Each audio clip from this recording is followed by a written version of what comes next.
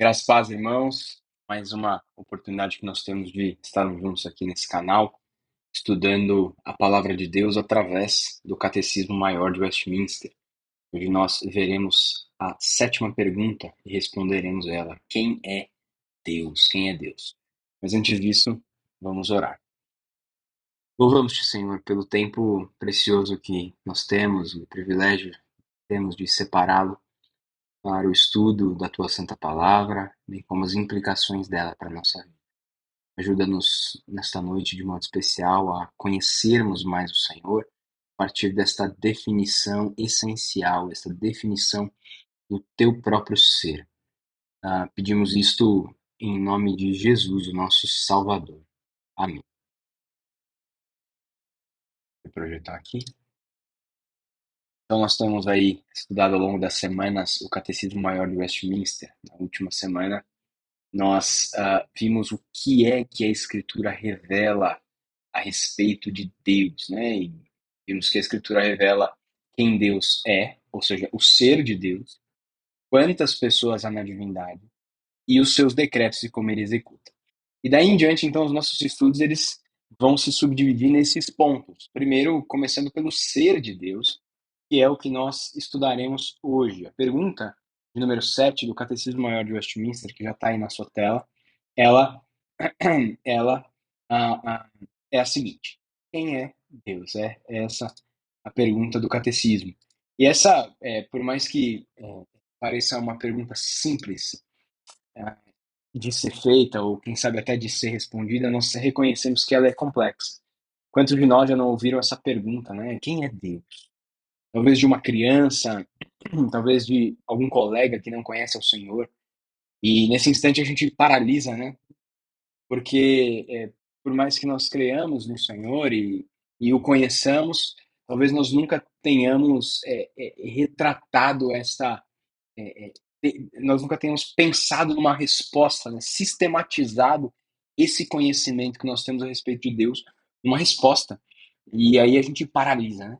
Mas hoje o Catecismo Maior de Westminster nos ajuda a responder essa pergunta e nós consideraremos essa resposta. Então aqui está a resposta do Catecismo Maior de Westminster. Deus, quem é Deus? Deus é espírito em si e por si, infinito em seu ser, glória, bem-aventurança e perfeição. Todo suficiente, eterno, imutável, insondável, onipresente, infinito em poder, sabedoria, santidade, justiça, misericórdia e clemência, longânimo e cheio de bondade e de verdade. Essa é a resposta aí do Catecismo de Westminster, que começa destacando que Deus é espírito. Nós devemos notar, contudo, que Deus ele não é o único espírito existente, né? Os anjos, bem como Satanás e os demônios, eles também são seres espirituais. Eles também são espíritos, não é? E o ponto, então, é que Deus ele é reconhecido, sendo espírito, como um ser que não tem corpo. Ele é espírito, visível, imaterial. Isso vai, por exemplo, no oposto do que entendem os mormons, né? Eles defendem que Deus ele tem um corpo. Nós, com base na Escritura Sagrada, e a Escritura nos comprova o contrário, né? Quando nós falamos quando Jesus está falando com a mulher samaritana, respondendo a ela sobre a geografia da adoração, lá em João 4:24, deixa eu compartilhar aqui esse texto, João 4:24. Quando ele está falando ali sobre a geografia da adoração, né? Jesus ele fundamenta a sua resposta. A mulher tinha perguntado: olha, onde é que a gente vai adorar? É naquele monte ou é naquele outro? Porque vocês adoram ali, meus pais adoravam ali. Em qual monte que adora? Jesus diz para ela: olha, chegou o tempo em que em que Deus espera adoradores em espírito e em verdade. E aí a fundamentação dessa resposta de que os adoradores eles podem adorar em qualquer lugar é fundamentada com base nesse fato. Deus é espírito. Deus é espírito. Por isso importa que os seus adoradores o adorem em espírito e em verdade. Não é no local X, não é no local Y. Né? E aí, talvez, quando nós consideramos isso, né, que Deus é espírito, ele não tem um corpo, talvez você se pergunte, bom, o que nós fazemos com aquelas referências da Escritura, aquelas vezes em que a Escritura menciona partes do corpo de Deus, né? Como, por exemplo, nós vemos repetidamente em Neemias, e a boa mão de Deus era com ele. A gente precisa entender, meus irmãos, que a Escritura utiliza uma linguagem condescendente, ou seja, uma figura, né? Uma linguagem que nos ajuda a compreender o ser de Deus. Né? A estas referências corpóreas de Deus nós chamamos de antropomorfismo. Antropomorfismos. Né? Essa é a atribuição de características físicas naturais do homem a Deus, né? Como a boa mão de Deus, ou enfim, o braço de Deus, o ouvido de Deus. A gente tem também referências assim na Escritura Sagrada. Nós precisamos entender que a linguagem humana, irmãos, ela é limitada, assim como a razão humana. Então a Bíblia ela utiliza-se de termos para nos aproximar à compreensão do fato que é expresso. Assim, Deus, ao se fazer conhecido, ele também se adapta a essa realidade, de que nós precisamos de uma linguagem que facilite. João Calvino, o grande reformador, ele diz que esse é um ato de condescendência de Deus, né? Uma condescendência é basicamente como um abaixar-se para falar com uma criança, e aí ele complementa essa ideia justamente dizendo que Deus, quando ele se revela a nós, ele balbucia a nós, ele usa esse termo, né? Como amas fazem com crianças. Então, na sua superioridade, para explicar os termos difíceis, Deus ele se dirige a nós como uma mãe fala com uma criança, como nós falamos com bebês, né? Que por vezes não são capazes de compreender a inteireza das palavras. Você fala com uma criança de 5 anos, ela não vai entender todas as palavras que uma outra pessoa igual a você, ali de 20, 30, 40, 50 anos, entenderia. Então, é uma facilitação na linguagem, essas referências a corpóreas a Deus. Então, a partir da Escritura Sagrada, nós concluímos, como os teólogos de Westminster, que Deus é Espírito. A segunda coisa que o Catecismo Maior diz a respeito do ser de Deus é que ele é infinito em tudo, no seu ser, na sua glória, na sua bem-aventurança e na sua perfeição. Então, Deus ele não foi criado, nem não há um começo e nem haverá um fim. A sua eternidade, ela vai além da compreensão de nós seres criados com limites, né? Então, o catecismo dizer que Deus é infinito em todas estas coisas é justamente falar da inesgotabilidade do ser de Deus, dessas características que nós veremos a partir de agora, começando pela primeira que ele diz, Deus é todo suficiente. E aí, começando essas referências aqui, a gente vai tentar ver todas de uma maneira bem breve, simples aqui, vamos passar rapidinho por todas elas. Essa primeira característica, né, primeira perfeição de Deus, muitos preferem esse nome, ao invés de chamar os atributos de Deus, chamam as perfeições de Deus. Ela é mencionada, então, aqui pelos teólogos de Westminster e destaca um dos pensamentos da nossa época, a autossuficiência. No nosso tempo, nós pensamos que somos autossuficientes. A gente não precisa de nada, não precisa de ninguém além de nós mesmos. Eu consigo, sozinho, tá tudo certo. No entanto, essa é uma característica, a autossuficiência, que é essencial e exclusiva de Deus. Ele não tem carências. Ele é perfeitamente suficiente em si mesmo, no seu relacionamento intertrinitário. Muitas vezes nós evangelizamos as pessoas e dizemos, olha, porque Deus ele está precisando de você, está querendo você, está te buscando. Mas isso não é verdade. Deus não precisa de nós, né? Ele não precisava de nada além de si mesmo, muito menos de nós, os seres humanos. Mas ele nos criou a fim de sermos de glorificarmos a ele, bem como toda a sua criação. O catecismo também diz que Deus é eterno, né? Já mencionamos ali quando falamos da infinidade de Deus, mas basicamente essa ideia de que Deus ele não tem um começo nem um fim. Nós também não temos um fim, seja em condenação, seja em alegria eterna com o Senhor, nós também não temos um fim, mas nós temos um começo. Nós seremos perenes, né? Nós somos perenes, não eternos. Nós temos data de início e não temos data de fim. Deus não. Deus não foi criado, não foi gerado. Ele não tem início e ele não tem um fim. Jesus Cristo também é imutável. Diz a Escritura Sagrada que ele é o mesmo ontem, hoje e eternamente. Deixe-me mostrar para você lá em Hebreus 13:8. Jesus Cristo, ontem e hoje é o mesmo e o será para sempre, diz o texto sagrado. Além do mais, Malaquias também fala sobre a imutabilidade de Deus, quando ele diz lá no capítulo,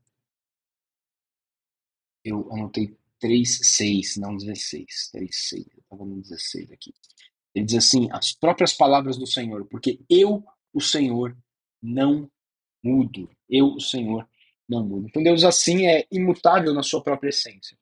Ele não pode melhorar, ele não pode piorar, ele já é perfeito. Não pode vir a ser ou deixar de ser. Ele não se torna alguma coisa, nunca se tornou alguma coisa, ou nunca deixou de ser alguma coisa. Ele sempre foi um Deus amoroso, sempre foi um Deus bondoso.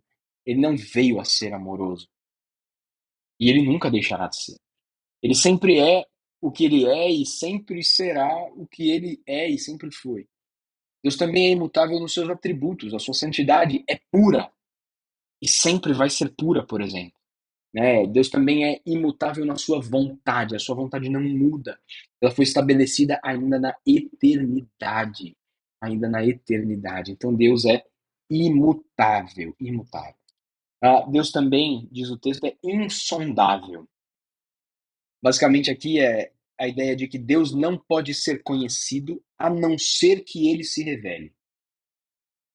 Por isso que ele é insondável, ele é inconhecível, não é esse o termo, mas enfim, vai dar para entender. Ele não pode ser conhecido. E é por isso que nós só podemos conhecer a Deus na medida em que ele se revelou a nós. Por meio da sua palavra, por meio da sua criação, por meio do seu filho, né? Jesus, que é a imagem do Deus invisível. Não fossem por estas coisas, nós não poderíamos conhecer a Deus. E além destas coisas, não podemos conhecer a Deus. Só no dia em que nós o veremos, como diz João na sua primeira carta, capítulo 3, onde seremos semelhantes a ele, porque nós o veremos. Deus, além destas características, ele é onipresente. Ele está em todos os lugares ao mesmo tempo, nada foge aos seus olhos. Essa é uma característica, uma perfeição de Deus muito conhecida a nós, especialmente pelo Salmo 139, que diz assim: Senhor, tu me sondas e me conheces, sabes quando me assento, quando me levanto, de longe penetras o meu pensamento. Esquadrinhas o meu andar e o meu deitar e conheces os meus caminhos. A palavra nem me chegou à língua e tu, Senhor, já a conhece toda. Aqui ele está falando da onisciência de Deus. E aqui ele começa a falar da onipresença. Tu me cercas por detrás, por trás e por diante, e sobre mim pões a mão. Tal conhecimento é maravilhoso demais para mim, sobremodo elevado, não posso atingir. Onde me ausentarei do teu espírito? Para onde eu fugirei da tua face? Se subo aos céus, lá estás. Se faço a minha cama no mais profundo abismo, lá estás também. Se tomo as asas da alvorada e me detenho nos confins dos mares, ainda lá me haverá de guiar a tua mão, e a tua destra me susterá. Se eu digo, as trevas com efeito me encobrirão, e a luz ao redor de mim se fará noite, até as próprias trevas não te serão escuras. As trevas e a luz são as mesmas, são a mesma coisa, são a mesma coisa. Então, a onipresença de Deus, ela é a qualidade de Deus em que ele está presente em todo lugar, a todo momento, simultaneamente. Nós não conseguimos entender muito bem isso, foge um pouco da nossa compreensão. Mas a onipresença de Deus nos serve como um alerta. Mesmo aquilo que nós podemos esconder dos homens, nós não podemos esconder de Deus. Para os ímpios, essa é uma notícia terrível. Deus está sempre com seus olhos sobre nós. Para nós, é excelente. Deus está sempre com seus olhos sobre nós. Está sempre conosco. Nada foge aos seus olhos. Depois o texto continua dizendo que Deus ele também é infinito em uma série de coisas. Poder, em primeiro lugar. Em diversas ocasiões na Escritura, Deus é chamado de o Todo-Poderoso. E esta, como as outras características de Deus, evidentemente, são características essenciais do Senhor. Imagine, por exemplo, se Deus, sendo misericordioso, não fosse todo-poderoso. Imagine a misericórdia de Deus, então, exercida sem o poder, uma misericórdia curta. Imagine Deus, Criador, sem poder. Sem poder. Não funcionaria. Mas o poder de Deus também nos é consolador. Que nós reconhecemos como Paulo muito bem escreveu aos Efésios, capítulo 3, verso 20. dizendo que ele é poderoso para fazer infinitamente mais do que tudo quanto pedimos ou pensamos, conforme o seu poder que opera em nós. Ele é poderoso para fazer infinitamente mais do que pedimos ou pensamos. Deus também é sábio. A sua sabedoria ela não decorre de uma adivinhação. Ele não sabe as coisas porque ele adivinhou que seria assim. Ele sabe, conhece todas as coisas porque foi ele quem as planejou e decretou para que elas ocorressem desta forma. Desta forma. Confiar na sabedoria de Deus também é para nós um consolo, irmãos. Deus sabe o que ele está fazendo. Ele é infinitamente sábio. Infinitamente sábio. Ele, como ele mesmo diz na carta aos exilados em Jeremias 29, ele é quem sabe que pensamentos tem a nosso respeito. Deixa eu compartilhar o texto aqui, para você também possa ver. Ele diz: Eu é que sei que pensamentos tenho a vosso respeito, diz o Senhor, pensamentos de paz, não de mal, para vos dar o fim que desejais. Então, ele sabe todas as coisas. Deus também é santo. Santidade é uma característica essencial de Deus, infinito em santidade. Ele, como diz Isaías, é santo, santo, santo. Por Deus, o pecado é odiado, jamais qualquer corrupção se aproxima do Senhor. Inclusive, na cruz do Calvário, a santidade do Senhor se manifesta de forma surpreendente, porque levando sobre si as nossas iniquidades, Jesus foi abandonado por seu Pai e não poderia aproximar-se dos pecados levados por Cristo. Além do mais, a cruz ela é necessária para que pecadores possam morar com o Deus Santo, como nós estudamos nesse domingo em nossa igreja. Deus é absolutamente santo. E esta característica de Deus também deve se manifestar em nós. É um atributo comunicável. Nós também devemos ser santos, como santo o nosso Deus é. Deus também é infinito em justiça. E muitos se esquecem dessa qualidade divina nos nossos tempos, especialmente quando consideram o Deus de amor, né, entre aspas, consideram um Deus criado na própria mente humana. E esse Deus criado é um Deus de amor, mas que não é justo. Porque Deus, sendo amor, não pode deixar de punir o pecado. E ele o faz em Jesus Cristo, cumprindo a sua perfeita justiça. Muitos dizem: olha, eu acredito sim que Deus existe, mas eu não acredito num Deus que pune. Um Deus que não pune é um Deus injusto.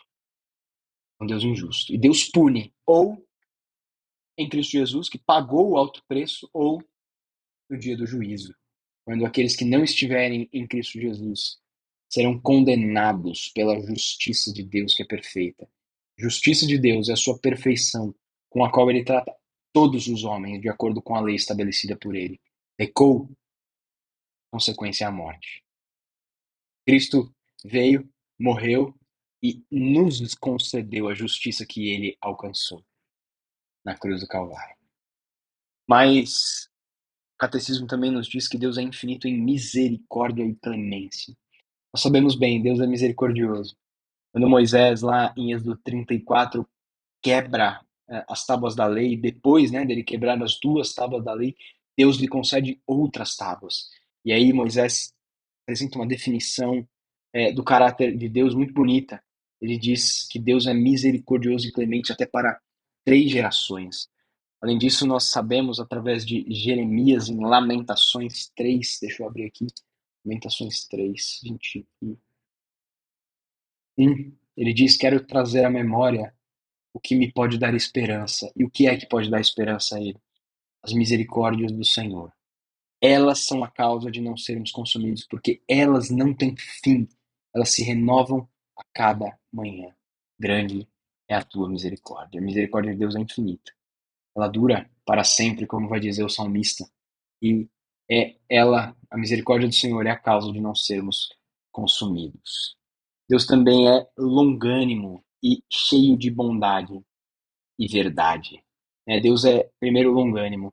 Ele é longânimo, ou paciente, de alguma forma, para facilitar aqui, em não punir os pecadores imediatamente aos seus pecados. Ele pacientemente aguarda, tolera os pecadores, se demora em condená-los.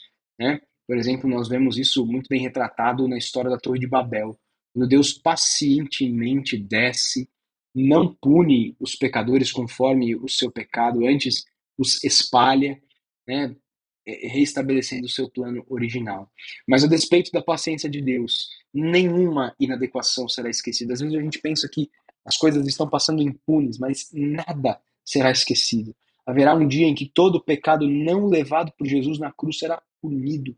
No dia da ira do Senhor, os homens serão condenados eternamente a despeito da paciência de Deus, que um dia terminará. Um dia vai chegar ao fim com os ímpios. Mas Deus também termina. O catecismo maior é bom. Tudo que ele faz, meus irmãos, está cercado por sua bondade. Quando nós consideramos esta perfeição de Deus à luz da sua eternidade, nós nos lembramos que a bondade de Deus dura para sempre, também, como o salmista declara. Esta é uma perfeição do caráter divino e ela traz calma, acalenta o nosso coração, porque nós nos lembramos que nada do que Deus faz pode ser divorciado desta realidade. Por vezes passamos por circunstâncias difíceis, mas precisamos nos lembrar que Deus é bom. E ele não pode deixar de ser bom, porque ele também é imutável. Então tudo que ele faz, está atrelado à sua bondade, mesmo que nós não percebamos como isso funciona. Então, se alguém um dia te perguntar quem é Deus, você já sabe agora como responder quem é Deus. Deus é espírito infinito e uma série de outras características essenciais a respeito do nosso Deus que poderiam inclusive ser somadas a outras características, como, por exemplo, o seu amor, que de certo modo está incluído na sua bondade, mas poderiam também ser reenfatizados aqui. Então, que Deus assim o abençoe, meu irmão, e nós nos vemos na semana que vem. Vamos orar mais uma vez? Louvamos-te, Senhor, pelo tempo que tivemos aqui de estudo, consideração da tua santa palavra, a partir da sistematização desses irmãos. Nós te agradecemos por eles, que se dedicaram um longo período, conhecimento e piedade e temor ao teu nome, para nos oferecer estes documentos, onde nós encontramos uma preciosidade, Pai. Temos aprendido com eles, com as definições, com as respostas que eles oferecem a algumas perguntas que às vezes são tão difíceis para nós.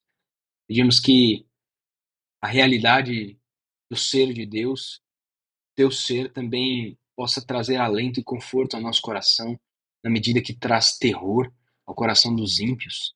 Eles sejam também transformados para vê-lo com os olhos da fé, para que eles também tenham em ti consolo e abrigo, reconhecendo essas características, essas perfeições do Senhor. Assim nós oramos em nome de Jesus, nosso Redentor. Amém. Irmãos, que Deus assim os abençoe. Lembrem-se aí dos nossos compromissos do fim de semana. Nós temos aí alguns compromissos, especialmente a assembleia da nossa igreja. Então, considere aí o nome de até 3 diáconos, até um presbítero, né? Um presbítero. Lembre-se, não inclua diáconos que já são diáconos ou presbíteros que já são presbíteros. São outros nomes, além destes, tá certo? Domingo pela manhã, nossa escola dominical às 9 e domingo à noite, às 18 horas, o culto, sendo seguido também pela assembleia para os membros da igreja, certo? No mais, que Deus assim os abençoe e desejo um bom resto de semana a todos. Tchau, tchau.